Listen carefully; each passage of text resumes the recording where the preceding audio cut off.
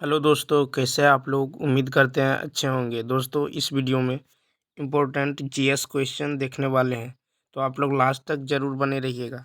तो चलिए देखते हैं क्वेश्चन नंबर फर्स्ट से। क्वेश्चन नंबर फर्स्ट है कि माइकल ओ डायर की हत्या किस भारतीय ने की थी, यानी which Indian murdered Michael O'Dwyer. A option है उधम सिंह, बी है भगत सिंह, सी है राजगुरु और डी है नन ऑफ दीज। तो देखिए, माइकल ओ डायर की हत्या भारतीय क्रांतिकारी उधम सिंह ने की थी। तो इसका ए ऑप्शन क्या होगा, राइट होगा। ए ऑप्शन क्या होगा, राइट होगा। तो देखिए, 13 मार्च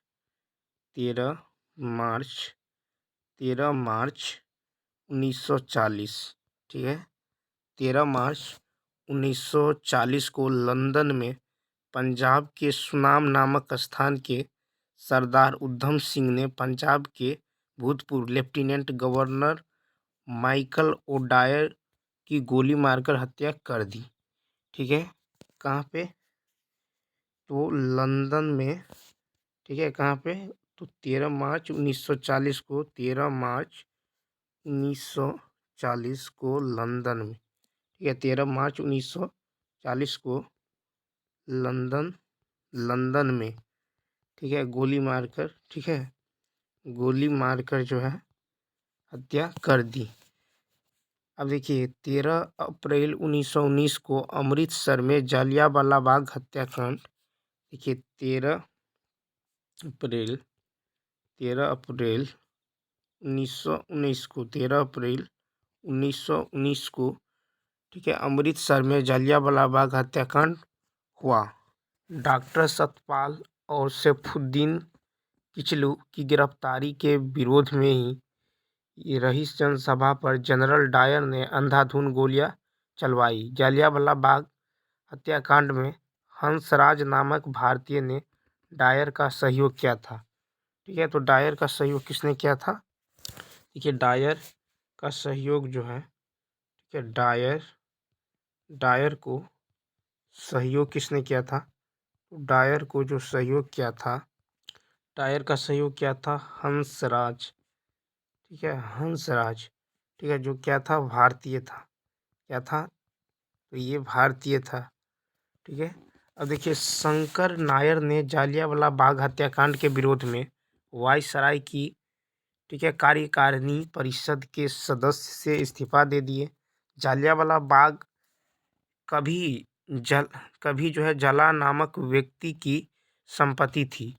पब्लिक सेफ्टी बिल और व्यापार विवाद विधेयक पर बहस के दौरान 8 अप्रैल, ठीक है, 8 अप्रैल 8 अप्रैल 1929 को, ठीक है, बटुकेश्वर दत्त एवं भगत सिंह ने दिल्ली में सेंट्रल लेजिस्लेटिव असेंबली में खाली बेंचों पर बम फेंके थे। ठीक है, भगत सिंह भगत सिंह एवं बटुकेश्वर दत्त के बम फेंकने के समय असेंबली के अध्यक्ष विट्ठल भाई पटेल थे।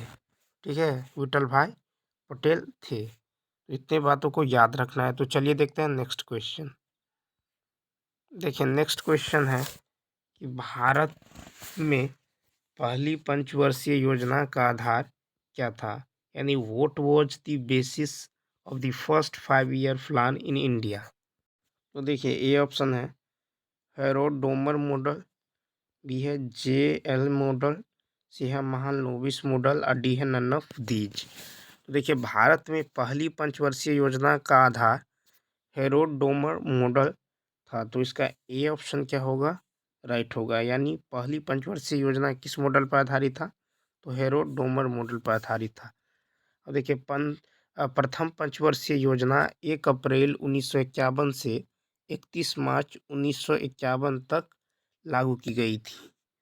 ठीक है, तो 1 अप्रैल 1951 से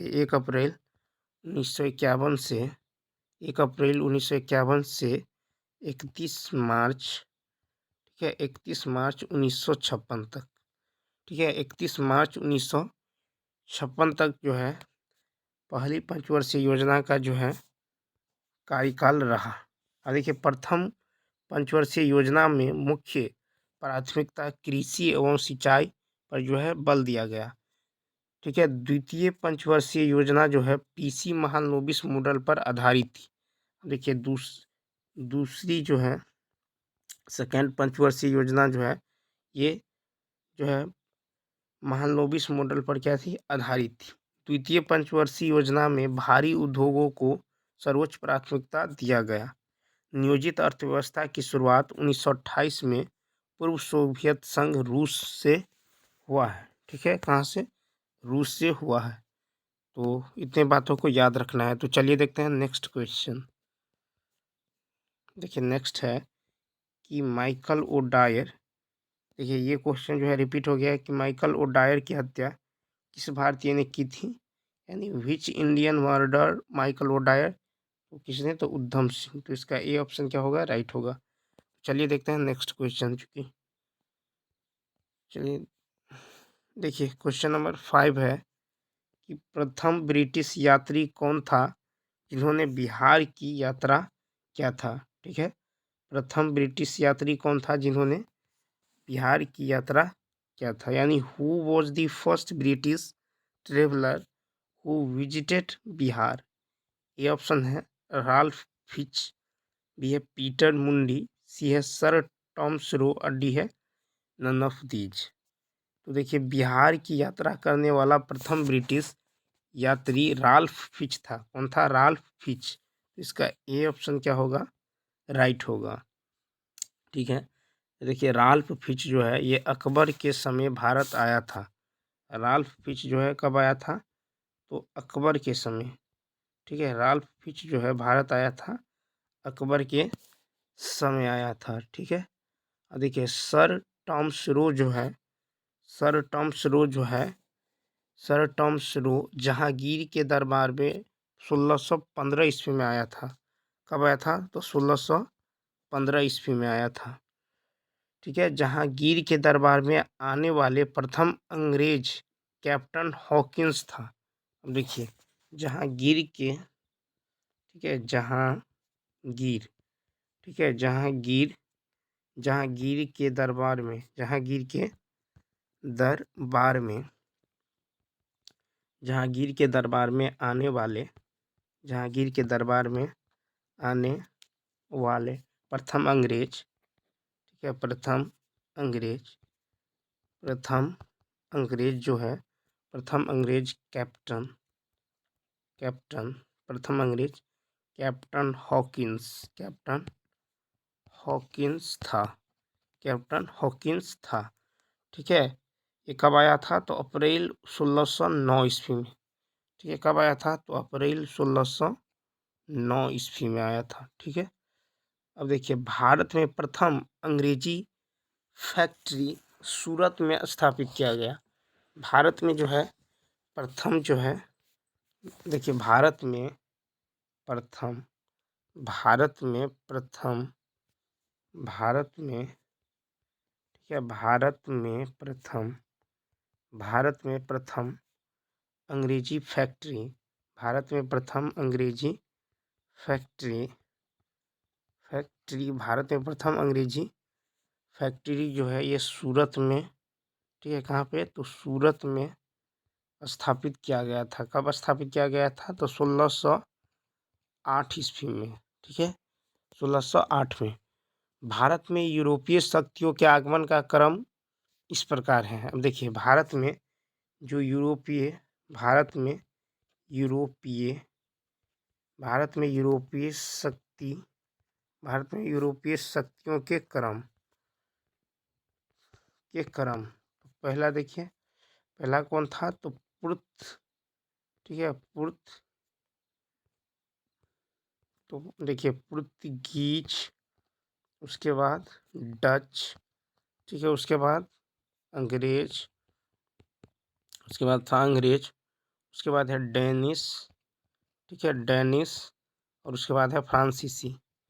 ठीक है कौन है, फ्रांसीसी। तो फर्स्ट है पुर्तगाली जिसे कहते हैं, उसके बाद है डच, उसके बाद अंग्रेज, उसके बाद डेनिस और उसके बाद है फ्रांसीसी। ठीक है, कौन है? फ्रांसीसी। तो चलिए देखते हैं नेक्स्ट क्वेश्चन। देखिए नेक्स्ट क्वेश्चन है कि किन दो देशों के बीच पंचशील समझौता हुआ था? किन दो देशों के बीच पंचशील समझौता हुआ था? यानी इन विच कंट्री वॉच। देखिए ये जो है इंग्लिश में गलत टाइपिंग है। ठीक है, तो पंचशील समझौता किन के बीच हुआ था? ए ऑप्शन है इंडिया एंड चाइना, बी है इंडिया एंड नेपाल, सी है इंडिया एंड पाकिस्तान और डी है नन ऑफ दीज। तो पंचशील समझौता जो है ये भारत और चीन के बीच हुआ था। तो देखिए पंचशील समझौता जो है 29 अप्रैल, ठीक है 29 अप्रैल, पंचशील समझौता कब हुआ था? तो 29 अप्रैल 1954, ठीक है 29 अप्रैल 1954 को भारत और चीन देशों के बीच हुई थी। पंचशील समझौता पर हस्ताक्षर भारत के तत्कालीन प्रधानमंत्री पंडित जवाहरलाल नेहरू और चीन के तत्कालीन प्रधानमंत्री चाओ एन लाई थे। ठीक है, तो पंचशील समझौता पर जो हस्ताक्षर किए थे वो पंडित ठीक है भारत के तत्कालीन प्रधानमंत्री पंडित जवाहरलाल नेहरू और चीन के तत्कालीन प्रधानमंत्री चाओ एन लाई। नेहरू का पंचशील सिद्धांत बौद्ध धर्म से ग्रहण किया गया था। संविधान, देखिए संविधान का जो अनुच्छेद 51 है के अनुसार जो है भारत अंतर्राष्ट्रीय शांति और सुरक्षा को बढ़ावा देगा तथा अन्य राष्ट्रों के बीच न्याय और समानतापूर्वक संबंधों को बनाए रखने का प्रयत्न करेगा। अब देखिए गुटनिरपेक्ष आंदोलन और पंचशील भारतीय विदेश नीति का आधार है। ठीक है, भारतीय विदेश नीति का आधार है। तो चलिए देखते हैं नेक्स्ट क्वेश्चन। देखिए नेक्स्ट क्वेश्चन है कि सबसे पहले किस देश में जीएसटी लागू हुआ था? यानी in which country was GST implemented first? देखिए ए ऑप्शन है फ्रांस, बी है जर्मनी, सी है चाइना, डी है नन ऑफ दीज। तो जीएसटी लागू करने वाला पहला देश है फ्रांस। कौन है? फ्रांस है। जीएसटी लागू करने वाला पहला देश कौन है? फ्रांस है। ठीक है, और देखिए फ्रांस जो है ये फर्स्ट है। अब देखते हैं कि भारत में, ठीक है जीएसटी, ठीक है भारत में जो है जीएसटी जो है, तो भारत में जीएसटी लागू करने वाला पहला राज्य, ठीक है भारत में जीएसटी लागू करने वाला पहला राज्य, तो पहला राज्य कौन है? पहला राज्य है असम। ठीक है, कौन है? असम है। तो भारत में, ठीक है भारत में जीएसटी लागू करने वाला पहला राज्य है असम। ठीक है, पहला राज्य है असम। और जो लास्ट स्टेट है और अंतिम राज्य कौन सा है जो जीएसटी लागू किया था? तो यह है हरियाणा। ठीक है, कौन है? हरियाणा। तो फर्स्ट स्टेट हो गया आपको असम और लास्ट हो गया हरियाणा। ठीक है, अब देखिए जीएसटी जो दर होता है, ठीक है जीएसटी जो दर होता है वो 5 प्रकार का दर होता है। ठीक है, कौन कौन? तो एक होता है 0%, 5%, 12%, 18% और 28%। ठीक है, तो जीएसटी का जो दर होता है ये 5 प्रकार का होता है। एक होता है 0, 5, 12, 18 और 28%। ठीक है, 28% होता है। ठीक है, उसके बाद देखिए जीएसटी कब लागू हुआ था? तो लागू कब हुआ था? तो लागू हुआ था 1 जुलाई, ठीक है 1 जुलाई 2017 को। ठीक है, जीएसटी कब लागू हुआ था? 1 जुलाई 2017 को। ठीक है, और भारत जो जीएसटी लागू किया था वो कितने नंबर का था? तो 161वें नंबर का। ठीक है, 161वें नंबर का। ठीक है, देश बना भारत जीएसटी लागू करने वाला। ठीक है, उसके बाद देखिए कि जीएसटी जो है, देखिए जीएसटी से संबंधित संविधान संशोधन कौन सा है? तो 101वां संविधान संशोधन। ठीक है, 101वां है। ठीक है, 101वां तो चलिए अब देखते हैं नेक्स्ट क्वेश्चन। देखिए नेक्स्ट क्वेश्चन है कि दूसरे विदेशी, ठीक है, दूसरे विदेशी कौन थे जिन्हें भारत रत्न दिया गया। ठीक है, दूसरे विदेशी कौन थे जिन्हें भारत रत्न दिया गया, यानी who were the other origins who were awarded Bharat Ratna. A option है नेल्सन मंडेला, बी है खान अब्दुल गफ्फार खान, या बोथ, डी है नन ऑफ दीज। डी है नन ऑफ दीज। देखिए पहले विदेशी हैं जिन्हें भारत रत्न मिला, अच्छा दूसरे विदेशी हैं जिन्हें भारत रत्न मिला नेल्सन मंडेला। ठीक है, नेल्सन मंडेला। तो इन्हें कब मिला, तो 1990 में। ठीक है, यानी इन्हें 1990 में दिया गया। ठीक है, जो दूसरे विदेशी बना, ठीक है, जिन्हें भारत रत्न कब दिया गया, 1990 में। अब देखिए पहले विदेशी कौन है जिसे भारत रत्न दिया गया, तो ये है खान अब्दुल गफ्फार खान। ठीक है, ये पहले है और ये है दूसरे। ठीक है, अब देखिए खान अब्दुल गफ्फार खान को जो है, ठीक है, खान अब्दुल गफ्फार खान, ठीक है, खान अब्दुल गफ्फार खान, खान अब्दुल गफ्फार खान को जो है, खान को भारत रत्न, ठीक है, भारत रत्न जो है कब दिया गया, तो खान अब्दुल गफ्फार खान को भारत रत्न 1987 में, ठीक है, 1987 में दिया गया। ठीक है, अब देखिए खान अब्दुल गफ्फार खान को, ठीक है, खान अब्दुल गफ्फार खान, ठीक है, खान अब्दुल गफ्फार खान को, ठीक है, इसे क्या कहते हैं, इसे सीमांत गांधी भी कहते हैं। क्या कहते हैं, सीमांत गांधी। क्या कहते हैं, सीमांत गांधी या फ्रंटियर गांधी। क्या कहते हैं, सीमांत गांधी या फ्रंटियर गांधी। फ्रंटियर गांधी भी कहते हैं, फ्रंटियर गांधी भी कहते हैं। ठीक है, तो चलिए देखते हैं नेक्स्ट क्वेश्चन। देखिए नेक्स्ट क्वेश्चन है कि प्रज्ञा पारमिता सूत्र किसकी प्रसिद्ध पुस्तक है, यानी हुज फेमस बुक इज प्रज्ञा पारमिता, ठीक है, सूत्र। ए ऑप्शन है नागार्जुन, बी ऑप्शन है वसुबंधु, सी ऑप्शन है अश्वघोष, डी है नन ऑफ दीज। तो प्रज्ञा पारमिता सूत्र जो है ये किसकी पुस्तक है, तो यह है नागा अर्जुन। ठीक है, किसकी है, नागा और अर्जुन की जो है प्रसिद्ध पुस्तक है। ठीक है, अब देखिए यह नागा अर्जुन, तो नागा अर्जुन को क्या कहते हैं, तो नागा अर्जुन को भारत के आइंस्टीन भी कहते हैं, यह कहा जाता है भारत के आइंस्टीन। ठीक है, नागा अर्जुन को भारत के आइंस्टीन भी कहा जाता है। ठीक है, उसके बाद देखिए यहाँ पे जो है, यहाँ पे देखिए वसुबंधु, तो इनका जो है, इसका है अभिधम। ठीक है, अभिधम कोश। ठीक है, क्या है, बुक है अभिधम कोश। ठीक है, तो ये यानी वसुबंधु इनका बुक है अभिधम कोश है। ठीक है, उसके बाद देखिए यहाँ पे था अश्वघोष, क्या था, अश्वघोष। ठीक है, अश्वघोष। तो इनका जो बुक सब है क्या क्या है, तो इनका है बुद्ध चरितम। ठीक है, बुद्ध चरितम। ठीक है, बुद्ध चरित। उसके बाद है शारिपुत्र। ठीक है, क्या है, शारिपुत्र, बुद्ध चरितम शारिपुत्र। ठीक है, सौदरानंद,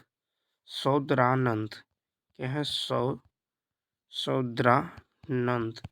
ठीक है, तो इनके जो है रचनाकार किसने किया है, तो अश्वघोष ने किया है। किसने किया है, अश्वघोष ने किया है। तो चलिए देखते हैं नेक्स्ट क्वेश्चन।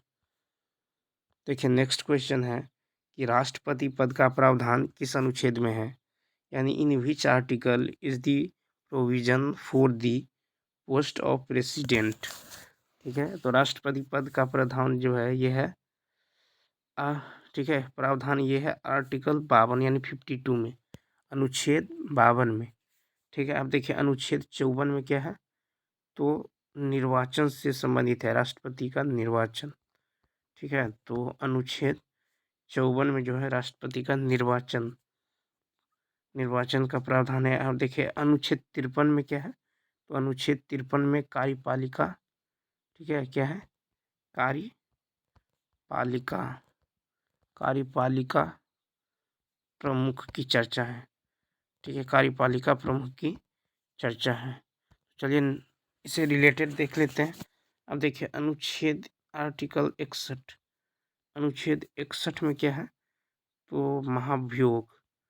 ठीक है, 61 जो है इसमें महाभियोग यानी राष्ट्रपति पर महाभियोग।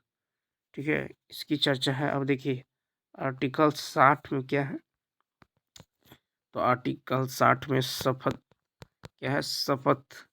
ठीक है, राष्ट्रपति यानी शपथ के बारे में है। और आर्टिकल जो है आर्टिकल 59 में क्या है, तो दशाएं हैं, क्या है, दशाएं। ठीक है, राष्ट्रपति से रिलेटेड है। और आर्टिकल देखिए 58, अनुच्छेद 58 में है योग्यताएं। ठीक है, यानी राष्ट्रपति के लिए क्या क्या योग्यताएं होनी चाहिए। ठीक है, ये है। और आर्टिकल 57 में क्या है, तो आर्टिकल 57 में है कि राष्ट्रपति दोबारा चुने जा सकते हैं। ठीक है, दोबारा चुने जाने का प्रावधान। ठीक है, चुने जा सकते हैं, आर्टिकल 57 में है। अब देखिए आर्टिकल जो है 56, आर्टिकल 56 में क्या है, तो आर्टिकल 56 में जो है ठीक है, क्या है, तो कार्यकाल।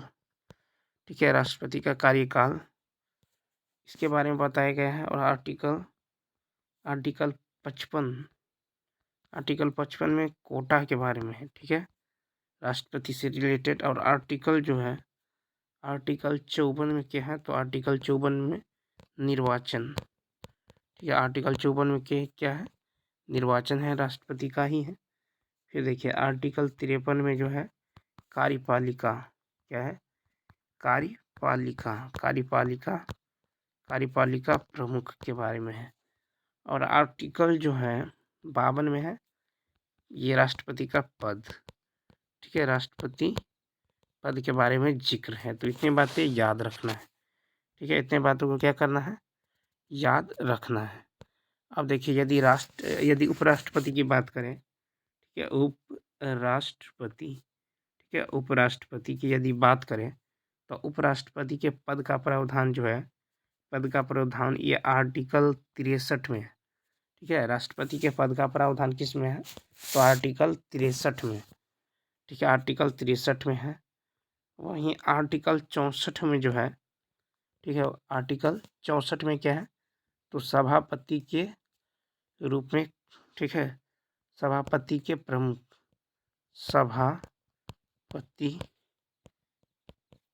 ठीक है, सभापति के रूप में जो कार्य करेंगे उपराष्ट्रपति, इसके बारे में चर्चा है आर्टिकल 64 में। अब देखिए आर्टिकल 65 में जो है, आर्टिकल 65 में है, देखिए आर्टिकल 65 में है यदि राष्ट्रपति न हो, ठीक है, तो उपराष्ट्रपति ही राष्ट्रपति के पद पर क्या करेंगे, कार्य करेंगे। ठीक है, राष्ट्रपति के रूप में क्या करेंगे, कार्य करेंगे। ठीक है, आर्टिकल 65 में है कि यदि राष्ट्रपति, ठीक है, एब्सेंट हो, ठीक है, तो यहाँ पे उपराष्ट्रपति जो होगा वो राष्ट्रपति के रूप में कार्य करेंगे। आर्टिकल 66 में क्या है, तो आर्टिकल 66 में जो है उपराष्ट्रपति के निर्वाचन, ठीक है, निर्वाचन से संबंधित बातें। ठीक है, वहीं आर्टिकल जो है 67, आर्टिकल 67 में जो है कार्यकाल, ठीक है, उपराष्ट्रपति का कार्यकाल के बारे में जिक्र है। अब देखिए आर्टिकल 68 में जो है, अनुच्छेद 68 में क्या है, तो अनुच्छेद 68 में है, यानी इसमें जो है पद भरने से संबंधित बातें हैं। ठीक है, पद भरने से संबंधित बातें, और यानी ये सब उपराष्ट्रपति का है अनुच्छेद। देखिए आर्टिकल 69 में शपथ है। आर्टिकल 69 में क्या है? शपथ। और आर्टिकल 70 में क्या है? तो इसमें जो है निर्वहन है। ठीक है, क्या है? निर्वहन के बारे में बातें हैं। तो इतनी बातें याद रखना है। तो चलिए देखते हैं क्वेश्चन नंबर नेक्स्ट। देखिए नेक्स्ट क्वेश्चन है कि निम्न में से किन राज्यों में राज्यसभा सीट एक है?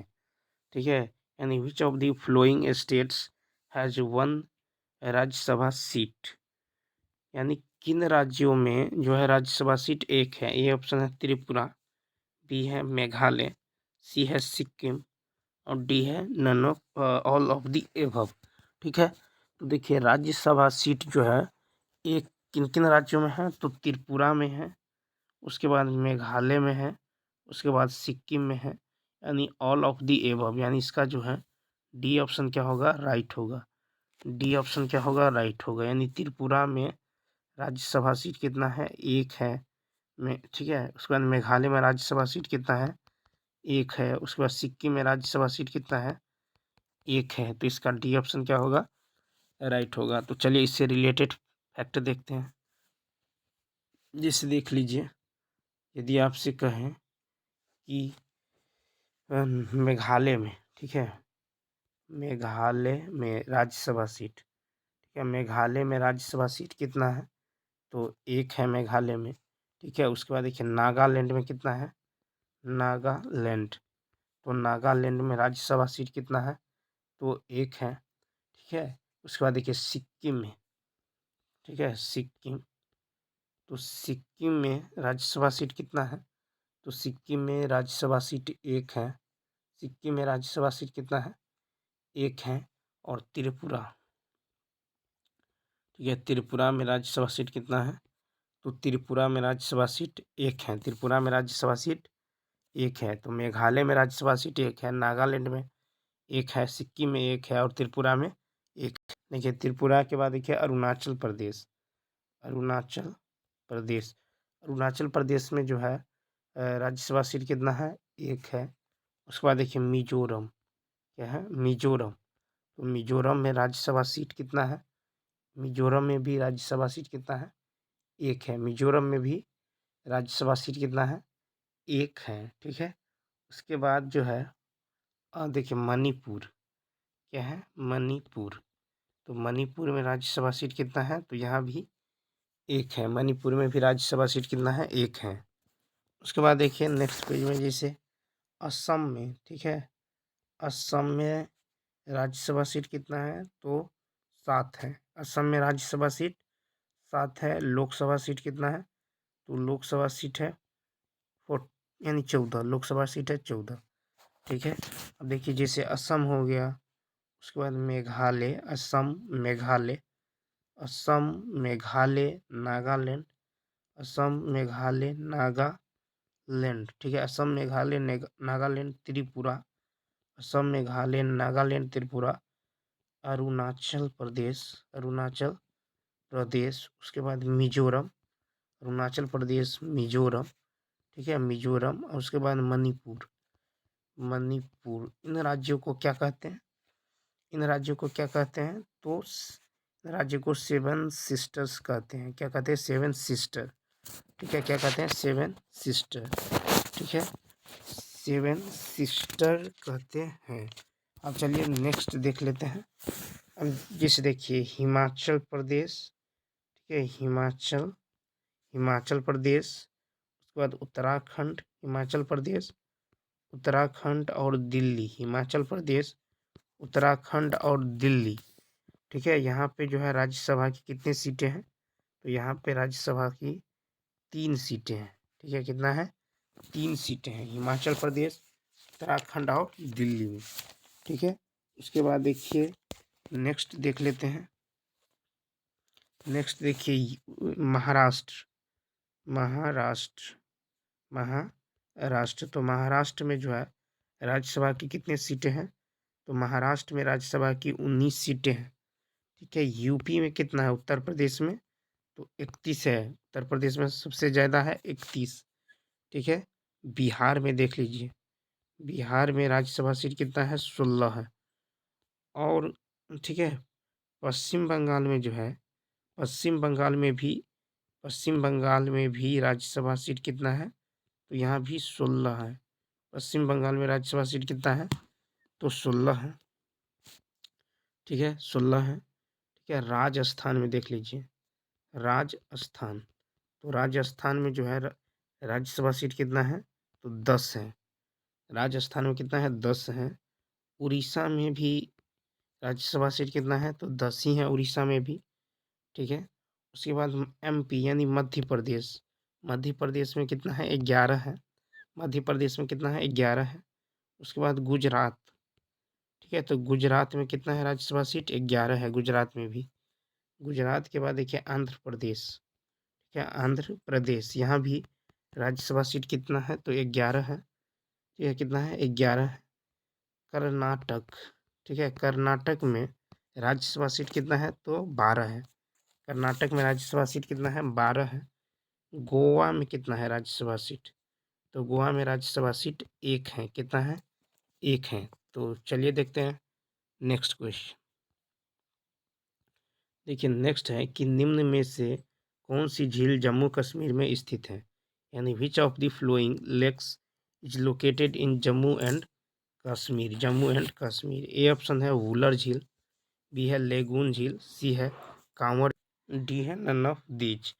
तो देखिए वुलर झील। ठीक है, वुलर झील जो है ये कहाँ है? तो ये जम्मू एंड कश्मीर यानी जम्मू और कश्मीर में क्या है? वुलर झील है। ठीक है, अब यहाँ पे है लेगून झील। क्या है? लेगून झील। तो लेगून झील कहाँ है? तो लेगून झील है आंध्र प्रदेश। ठीक है, आंध्र प्रदेश, आंध्र प्रदेश में, या फिर आप तमिलनाडु भी कर सकते हैं। ठीक है, और देखिए कांवर झील। ठीक है, कांवर झील कहाँ है? तो कांवर झील जो है ये क्या है? बिहार में है। कांवर झील कहाँ है? बिहार में। कांवर झील कहाँ है? बिहार में है। कांवर झील है बिहार में। चलिए देखते हैं नेक्स्ट। अब देखिए नक्की झील। क्या है? नक्की झील। तो नक्की लेक जो है कहाँ है? तो यह राजस्थान। कहाँ है? राजस्थान में है, राजस्थान में। ठीक है, वेम्बनाथ झील कहाँ है? वेम्बनाथ। ठीक है, वेम्बनाथ जो है ये है केरल में। ठीक है, वेम्बनाथ कहाँ है? केरल में है। ठीक है, कहाँ है? केरल में। अब देखिए राकस ताल। राकस ताल। तो राकस ताल जो है ये है उत्तराखंड में। कहाँ है? उत्तराखंड में है। ठीक है, राकस ताल कहाँ है? तो उत्तराखंड में। ठीक है, उसके बाद देख लीजिए, उसके बाद है कोलेरू। क्या है? कोलेरू झील। तो ये कोलेरू लेक कहाँ है? तो ये आंध्र प्रदेश में है। कहाँ है? आंध्र प्रदेश में। ठीक है, यह है आंध्र प्रदेश में कोलेरू झील। ठीक है, उसके बाद देखिए, उसके बाद पुलिकट कहाँ है? पुलिकट भी कहाँ है? आंध्र प्रदेश। आंध्र प्रदेश। ठीक है, पुलिकट भी। देखिए भोजताल। क्या है? भोजताल झील, भोजताल लेक। तो ये कहाँ है? तो ये है मध्य प्रदेश में। कहाँ है? भोजताल है मध्य प्रदेश, मध्य प्रदेश में। भोजताल झील मध्य प्रदेश में। ठीक है, उसके बाद देखिए, उसके बाद है कांवर झील। ठीक है, कांवर झील। तो कांवर झील कहाँ है? तो यह बिहार में। कहाँ है? बिहार में है कांवर झील। ठीक है, कांवर झील है बिहार में। ठीक है, और इसे जो है बिहार का पहला रामसर, ठीक है, रामसर जो है घोषित किया गया। कब? तो 2020 में। ठीक है, 2020 में। तो चलिए देखते हैं नेक्स्ट क्वेश्चन। नेक्स्ट क्वेश्चन देख ले। देखिए नेक्स्ट क्वेश्चन है कि सुशासन दिवस कब मनाया जाता है? सुशासन दिवस कब मनाया जाता है? When is good governance day celebrated? A option है 25 दिसंबर, बी है 24 दिसंबर, सी है 23 दिसंबर, और डी है नन ऑफ दीज। डी क्या है? None of these. तो देखिए सुशासन दिवस जो है ये 25 दिसंबर को मनाया जाता है। कब मनाया जाता है? 25 दिसंबर को। तो देखिए पूर्व पीएम यानी पूर्व प्रधानमंत्री अटल बिहारी वाजपेयी जी के जयंती पर ही ये जो है सुशासन दिवस मनाया जाता है। सुशासन दिवस मनाया जाता है। अब देखिए यहाँ पे है 24 दिसंबर। तो 24 दिसंबर को क्या मनाया जाता है? 24 दिसंबर को मनाया जाता है राष्ट्रीय उपभोक्ता दिवस। क्या माना जाता है? राष्ट्रीय उपभोक्ता दिवस। ठीक है। और 23 दिसंबर को राष्ट्रीय किसान दिवस। 23 दिसंबर को क्या मनाया जाता है? राष्ट्रीय किसान दिवस। राष्ट्रीय किसान दिवस। चलिए नेक्स्ट पेज में देख लेते हैं दिसंबर में मनाए जाने वाले। ठीक है, दिसंबर में जो है क्या क्या मनाया जाता है। तो देखिए 22 दिसंबर, तो 22 दिसंबर में जो है क्या मनाया जाता है? 22 दिसंबर में मनाया जाता है राष्ट्रीय गणित दिवस। राष्ट्रीय गणित दिवस। ठीक है, गणित राष्ट्रीय गणित दिवस। ठीक है। उसके बाद देखिए 21 दिसंबर, तो 21 दिसंबर को क्या मनाया जाता है? विश्व विश्व बाट विश्व बास्केटबॉल दिवस। विश्व बास्केटबॉल दिवस। ये कब मनाया जाता है? 21 दिसंबर को। कब? 21 दिसंबर। उसके बाद देखिए 20 दिसंबर। ठीक है, 20 दिसंबर को क्या मनाया जाता है? अंतर्राष्ट्रीय अंतर्राष्ट्रीय मानव अंतर्राष्ट्रीय मानव एकजुटता दिवस। अंतर्राष्ट्रीय मानव एकजुटता दिवस कब मनाया जाता है? 20 दिसंबर को। ठीक है। 19 दिसंबर को क्या मनाया जाता है? तो 19 दिसंबर को गोवा मुक्ति दिवस। क्या मनाया जाता है? गोवा मुक्ति। ठीक है, गोवा मुक्ति दिवस कब मनाया जाता है? 19 दिसंबर। 16 दिसंबर को क्या मनाया जाता है? 16 दिसंबर को विजय दिवस। क्या मनाया जाता है? विजय दिवस। ठीक है। उसके बाद देखिए 14 दिसंबर। तो 14 दिसंबर को क्या माना जाता है? राष्ट्रीय। ठीक है, 14 दिसंबर को माना जाता है राष्ट्रीय ऊर्जा संरक्षण दिवस। ठीक है, 14 दिसंबर को राष्ट्रीय ऊर्जा संरक्षण दिवस मनाया जाता है। उसके बाद नेक्स्ट देखिए, तो 12 दिसंबर। ठीक है, 12 दिसंबर, तो 12 दिसंबर को सार्वभौमिक सार्वभौमिक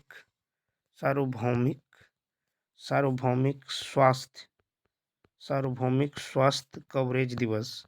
सार्वभौमिक स्वास्थ्य कवरेज दिवस ये कब मनाया जाता है? 12 दिसंबर को। 11 दिसंबर 11 दिसंबर को क्या मनाया जाता है? तो यूनिसेफ दिवस। क्या मनाया जाता है? यूनिसेफ दिवस। 11 दिसंबर को यूनिसेफ दिवस मनाया जाता है। 11 दिसंबर को ही ठीक है अंतर्राष्ट्रीय पर्वत दिवस मनाया जाता है। ठीक है। 10 दिसंबर को क्या मनाया जाता है? 10 दिसंबर को मानवाधिकार दिवस। 10 दिसंबर को मानवाधिकार दिवस मनाया जाता है। ठीक है। उसके बाद देखिए 9 दिसंबर को मनाया जाता है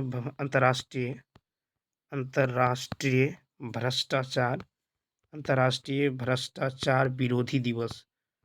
ठीक है, क्या मनाया जाता है? अंतर्राष्ट्रीय भ्रष्टाचार विरोधी दिवस। ये कब मनाया जाता है? 9 दिसंबर को। ठीक है। 8 दिसंबर को क्या मनाया जाता है? 8 दिसंबर को बोधि दिवस मनाया जाता है। क्या मनाया जाता है? बोधि दिवस। ठीक है, तो 8 दिसंबर को बोधि दिवस मनाया जाता है। उसके बाद देखिए 8 के बाद 7 दिसंबर, तो 7 दिसंबर को जो है ये अंतर्राष्ट्रीय नागरिक क्या माना जाता है? अंतर्राष्ट्रीय नागरिक। ठीक है, अंतर्राष्ट्रीय नागरिक उड्डयन दिवस। ठीक है, 7 दिसंबर को ही मनाया जाता है। 7 दिसंबर को क्या मनाया जाता है? तो अंतर्राष्ट्रीय नागरिक उड्डयन दिवस और सशस्त्र। ठीक है, सशस्त्र सेना झंडा दिवस। सशस्त्र सेना झंडा दिवस। अब देखिए 6 दिसंबर को। ठीक है, 6 दिसंबर को क्या मनाया जाता है? तो 6 दिसंबर को महापरिनिर्वाण दिवस। दिवस ये कब मनाया जाता है? 6 दिसंबर को। ठीक है, 5 दिसंबर को क्या मनाया जाता है? तो 5 दिसंबर को मनाया जाता है विश्व मृदा दिवस। क्या मनाया जाता है? विश्व मृदा दिवस, विश्व मृदा दिवस। ठीक है, 5 दिसंबर को ही मनाया जाता है राष्ट्रीय, ये क्या मनाया जाता है? तो राष्ट्रीय राष्ट्रीय स्वयंसेवी, राष्ट्रीय स्वयंसेवी, राष्ट्रीय स्वयंसेवी दिवस, राष्ट्रीय स्वयंसेवी दिवस 5 दिसंबर को। 4 दिसंबर को क्या मनाया जाता है? 4 दिसंबर को भारतीय नौसेना दिवस। क्या मनाया जाता है? भारतीय नौसेना, भारतीय नौसेना दिवस, भारतीय नौसेना दिवस। ठीक है, 4 दिसंबर को। 3 दिसंबर को क्या मनाया जाता है? 3 दिसंबर को विश्व विकलांग दिवस, विश्व विकलांग दिवस। ठीक है, विश्व विकलांग दिवस कब मनाया जाता है? 3 दिसंबर को। ठीक है, 2 दिसंबर को देखिए, 2 दिसंबर को क्या मनाया जाता है? तो विश्व कंप्यूटर साक्षरता दिवस, विश्व कंप्यूटर, ठीक है, क्या मनाया जाता है? विश्व कंप्यूटर साक्षरता दिवस कब मनाया जाता है? 2 दिसंबर को। देखिए 1 दिसंबर को, ठीक है, 1 दिसंबर को क्या क्या मनाया जाता है? तो 1 दिसंबर को मनाया जाता है बीएसएफ स्थापना दिवस। क्या मनाया जाता है? बीएसएफ स्थापना दिवस। ठीक है, 1 दिसंबर को ही मनाया जाता है विश्व एड्स डे, विश्व एड्स डे, विश्व एड्स डे दिवस। ठीक है, तो इतने बातों को याद रखना है। ठीक है, तो चलिए नेक्स्ट पेज में देखते हैं कि संविधान में लिया गया विषय। तो चलिए देखते हैं। देखिए भारतीय संविधान में, ठीक है, संसद, ठीक है, संसद के दोनों सदनों, संसद के दोनों सदनों, संसद के दोनों सदनों की संयुक्त बैठक, संसद के दोनों सदनों की संयुक्त बैठक। ठीक है, बैठक का जो प्रावधान है ये ऑस्ट्रेलिया, ठीक है, ये जो है ऑस्ट्रेलिया के संविधान से प्रेरित है। ठीक है, ऑस्ट्रेलिया के संविधान से प्रेरित है। संसद के संयुक्त अधिवेशन की अध्यक्षता लोकसभा अध्यक्ष करते हैं। ठीक है, और संविधान के अनुच्छेद 108 में संयुक्त बैठक, ठीक है, संयुक्त अधिवेशन का वर्णन है। इसमें तो आर्टिकल 108 में जो है क्या है? संयुक्त अधिवेशन का वर्णन है।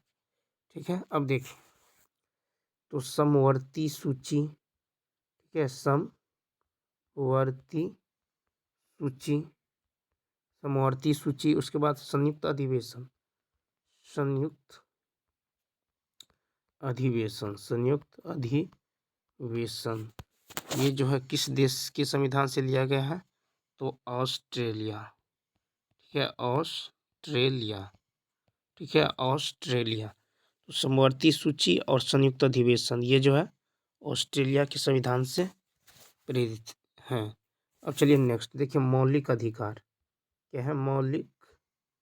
मौलिक कर्तव्य देख लेते हैं। मौलिक कर्तव्य, ठीक है, मौलिक कर्तव्य ये कहाँ से लिया गया है? तो ये रूस के संविधान से। मौलिक कर्तव्य कहाँ से लिए हैं? रूस से लिए हैं। ठीक है, उसके बाद देखिए मूल अधिकार, मूल अधिकार, ठीक है, मूल अधिकार, ठीक है, मूल अधिकार। उसके बाद संविधान, मूल अधिकार, संविधान, मूल अधिकार, संविधान की सर्वोच्चता, संविधान की सर्वोच्चता, संविधान की सर्वोच्चता, ठीक है, संविधान की सर्वोच्चता ये कहाँ से लिए हैं? ये लिए हैं अमेरिका से। कहाँ से लिए हैं? अमेरिका से लिए हैं। ठीक है, उसके बाद देखिए राष्ट्रपति, राष्ट्रपति पर महाभियोग, राष्ट्रपति पर महाभियोग, राष्ट्रपति पर महाभियोग, राष्ट्रपति पर महाभियोग। उसके बाद वित्तीय आपात, ठीक है, वित्तीय आपात, वित्तीय आपात, तो ये कहाँ से लिए हैं? ये अमेरिका से लिए हैं। ठीक है, तो अमेरिका से क्या क्या लिए हैं? मूल अधिकार, संविधान की सर्वोच्चता, राष्ट्रपति पर महाभियोग और वित्तीय आपात, ये सब अमेरिका से लिए हैं। ठीक है, उसके बाद देखिए विधि का शासन, विधि का शासन, विधि का शासन, ठीक है, एकल नागरिकता, विधि का शासन, एकल नागरिकता, ठीक है।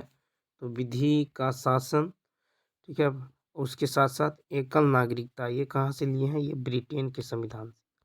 कहाँ से लिए हैं? तो ब्रिटेन। तो इतने बातों को याद रखना है।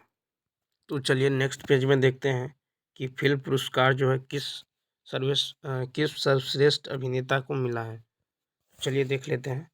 देखिए 69वां यानी 69वां राष्ट्रीय 69वां राष्ट्रीय 69वां राष्ट्रीय फिल्म 69वां राष्ट्रीय फिल्म पुरस्कार 69वां राष्ट्रीय फिल्म पुरस्कार 2023, ठीक है। 69वां राष्ट्रीय फिल्म पुरस्कार 2023 में, ठीक है, 2023 में सर्वश्रेष्ठ, ठीक है, सर्वश्रेष्ठ अभिनेता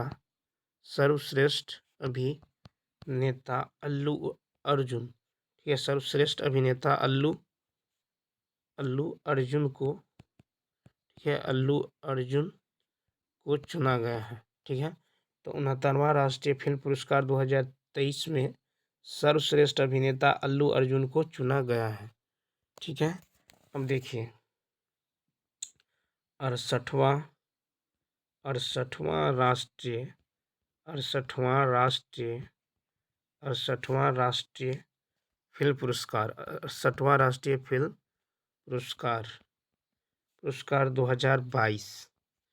तो 68वां राष्ट्रीय फिल्म पुरस्कार 2022 में किस अभिनेता को मिला है? तो अभिनेता है अजय देवगन। कौन है? अजय देवगन। ठीक है। तो अजय देवगन को जो है तान्हा जी, ठीक है, तान्हा जी, ठीक है, अजय देवगन, तान्हा जी और एक है सूर्या, ठीक है। इनको मिला है अजय देवगन और सूर्या को किस लिए? तो सोराई पोटरू के लिए, ठीक है, ठीक है, सोराई पोटरू के लिए, और अजय देवगन को तान्हाजी मूवी के लिए, ठीक है। तो 68वां राष्ट्रीय फिल्म पुरस्कार जो है अब किस अभिनेता में? दो अभिनेता को मिला है। एक तो अजय देवगन को तान्हाजी मूवी के लिए और एक है सूर्या, ठीक है, सूर्या को सोराई पोटरू के लिए। और देखिए 68वां राष्ट्रीय फिल्म पुरस्कार 2022 किस अभिनेत्री को मिला है? ठीक है। तो अभिनेत्री में कौन कौन है? तो देखिए अभिनेत्री में है आपको अपर्णा, ठीक है, अपर्णा बाला मुरली, अपर्णा बाला मुरली। तो फिल्म कौन सा है? फिल्म है ठीक है, मोराई पोटरू। क्या है? ये फिल्म है सोराई पोटरू, ठीक है, सोराई पोटरू, ठीक है। तो अभिनेत्री हो गया अपर्णा बाला मुरली, और कौन सा फिल्म है? तो फिल्म है आपका सोराई पोटरू के लिए जो है दिया गया है, ठीक है। अब देखते हैं फीचर फिल्म। अब देखिए 68वां राष्ट्रीय फिल्म पुरस्कार, अब जो फीचर फिल्म कौन सा है? ठीक है, फीचर फिल्म, तो फिल्म हो गया सोराई, ठीक है, सोराई पोटरू। क्या है? सोराई पोटरू। ये कौन सा है? तो तमिल है। सोराई पोटरू ये तमिल फिल्म है, ठीक है। तो 68वां राष्ट्रीय फिल्म में फीचर फिल्म है सोराई पोटरू, ठीक है। अब देखिए हिंदी फिल्म कौन सा है? तो देखते हैं हिंदी फिल्म, ठीक है, कौन सा फिल्म? हिंदी फिल्म, ठीक है। तो हिंदी फिल्म में देख लेते हैं। देखिए हिंदी फिल्म,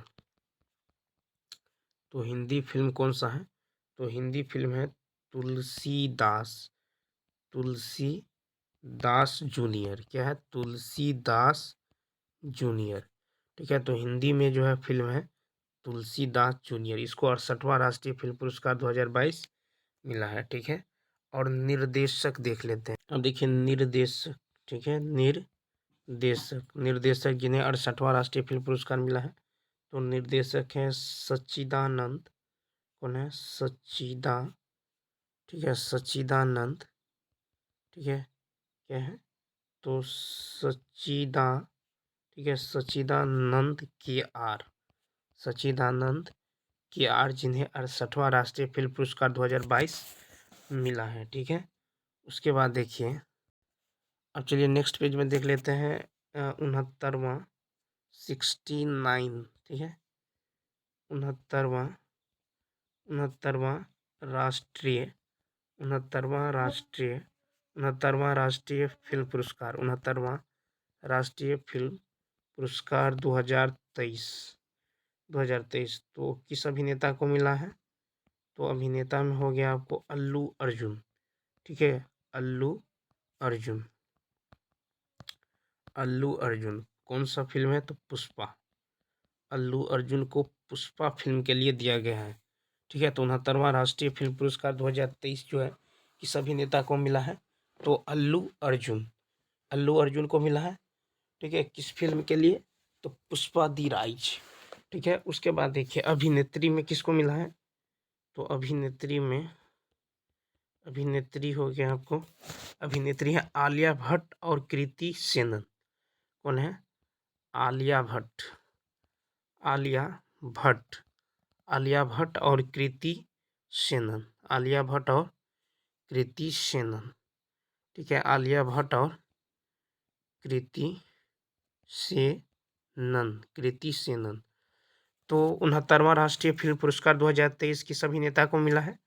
अल्लू अर्जुन, पुष्पा दी राइज। किस अभिनेत्री को? तो आलिया भट्ट और कृति सेनन। ठीक है, आलिया भट्ट को और कृति सेनन को। अब देखिए फिल्म में देख लेते हैं। अब देखिए कि 69वां राष्ट्रीय फिल्म पुरस्कार 2023 किस फीचर फिल्म को मिला है? तो रॉकेटरी, इसको रॉकेटरी तो फीचर फिल्म है रॉकेटरी, जिन्हें 69वां राष्ट्रीय फिल्म पुरस्कार 2023 मिला है। और देखिए हिंदी फिल्म कौन है? तो हिंदी फिल्म देख लेते हैं। हिंदी फिल्म हो गया आपको सरदार उधम, सरदार उधम, जिन्हें क्या मिला है? तो 69वां राष्ट्रीय फिल्म, ठीक है, पुरस्कार 2023। अब निर्देशक देख लेते हैं। अब देखिए निर्देशक तो निर्देशक है निखिल महाजन। कौन है? निखिल महाजन, ठीक है, तो निखिल महाजन, जिन्हें 69वां राष्ट्रीय फिल्म पुरस्कार 2023 मिला है। ठीक है, निखिल महाजन। अब चलिए नेक्स्ट पेज में देख लेते हैं 68वां, ठीक है, 68वां फिल्म फेयर पुरस्कार 2023। ठीक है, 68वां फिल्म फेयर पुरस्कार 2023। अब देखिए किस अभिनेता को मिला है? तो अभिनेता हो गया आपको राजकुमार राव। किसको मिला है? राजकुमार राव। ठीक है, इसलिए तो बधाई हो। ठीक है, राजकुमार राव। ठीक है, फिल्म है बधाई हो। ठीक है, उसके बाद देखिए अभिनेत्री, अभिनेता देख लिए। अब देखिए अभिनेत्री, जिन्हें 68वां फिल्म फेयर पुरस्कार 2023 मिला है, तो यह है आलिया भट्ट। ठीक है, कौन है? आलिया भट्ट। ठीक है, आलिया भट्ट। ठीक है, किस लिए मिली है? तो मिली है गंगूबाई, आलिया भट्ट गंगूबाई काठियावाड़ी, गंगूबाई काठियावाड़ी के लिए। ठीक है, तो गंगूबाई काठियावाड़ी के लिए आलिया भट्ट को क्या मिला है? 68वां राष्ट्रीय फिल्म पुरस्कार 2023 मिला है। अब देखिए 68वां राष्ट्रीय फिल्म पुरस्कार किस हिंदी फिल्म को मिला है? तो हिंदी फिल्म हो गया गंगू काठियावाड़ी। क्या है? गंगू काठियावाड़ी। तो फिल्म हो गया वो भी हिंदी, गंगू काठियावाड़ी। ठीक है, अब देखिए निर्देशक देख लेते हैं, जिन्हें 68वां फिल्म फेयर पुरस्कार 2023 मिला है। ठीक है, तो निर्देशक, ठीक है, देखिए निर्देशक, तो निर्देशक हो गया संजय लीला। कौन है? संजय लीला, संजय लीला भंसाली, संजय लीला भंसाली, ठीक है, जिन्हें 68वां फिल्म फेयर पुरस्कार 2023 मिला है। ठीक है, तो चलिए दोस्तों नेक्स्ट पेज में जो है कुछ यौगिकों के रासायनिक सूत्र देख लेते हैं। ठीक है, जैसे देख लीजिए यहाँ पे है ग्रीन, ठीक है, ग्रीन विट्रियोल, ग्रीन विट्रियोल क्या है, ग्रीन विट्रियोल है। ठीक है, ग्रीन विट्रियोल, तो इसका जो रासायनिक सूत्र है ये क्या है, तो है FeSO4 इंटू 7H2O। ठीक है, ग्रीन विट्रियोल, इसका सूत्र क्या है, तो FeSO4, ठीक है, इंटू 7H2O। ठीक है, अब देखिए मेथिल एल्कोहल, ठीक है, मेथिल एल्कोहल, मेथिल एल्कोहल, तो इसका सूत्र क्या है, इसका सूत्र है CH3OH, क्या है, CH3OH क्या है, इसका है CH3OH। ठीक है, तो मेथिल एल्कोहल का है CH3OH और ग्रीन विट्रियोल का है FeSO4 इंटू 7H2O। ठीक है, उसके बाद देखिए ब्लीचिंग पाउडर, क्या है, ब्लीचिंग, ठीक है, ब्लीचिंग पाउडर, तो इसका रासायनिक सूत्र क्या है, तो है CaOCl2, इसका जो है रासायनिक सूत्र है CaOCl2। अब देखिए प्लास्टर ऑफ पेरिस, क्या है, प्लास्टर ऑफ पेरिस, ठीक है, प्लास्टर ऑफ पेरिस, इसका सूत्र क्या है, तो इसका है CaSO4 का होल ट्वाइस, CaSO4 का होल ट्वाइस इंटू H2O, या आप ये कह सकते हैं कि CaSO4 इंटू हाफ H2O, ये भी प्लास्टर ऑफ पेरिस का सूत्र है। ठीक है, अब देखिए फिटकिरी जिसे कहते हैं, फिटकिरी का क्या होता है, तो फिटकिरी का सूत्र है K2SO4, क्या है, K2SO4 Al2SO4 का होल थ्राइस, ठीक है, होल 3 इंटू 18H2O। ठीक है, तो फिटकिरी का सूत्र है K2SO4 Al2SO4 के होल थ्राइस इंटू 18H2O। ठीक है, इंटू 18H2O। अब देखिए यहाँ पे जो है वाइट, क्या है, वाइट विट्रियोल, तो इसका फॉर्मूला है ZnSO4 इंटू 7H2O। ठीक है, वाइट विट्रियोल, इसका सूत्र क्या है, ZnSO4 into 7H2O। Washing soda,